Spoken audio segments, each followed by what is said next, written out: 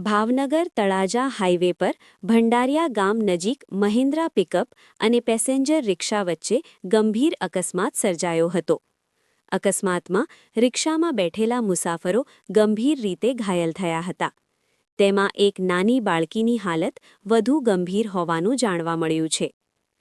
અકસ્માતની જાણ થતાં તાત્કાલિક 108 એમ્બ્યુલન્સને બોલાવવામાં આવી હતી અને ઇજાગ્રસ્તોને સારવાર માટે તળાજા સરકારી હોસ્પિટલ ખાતે ખસેડવામાં આવ્યા હતા.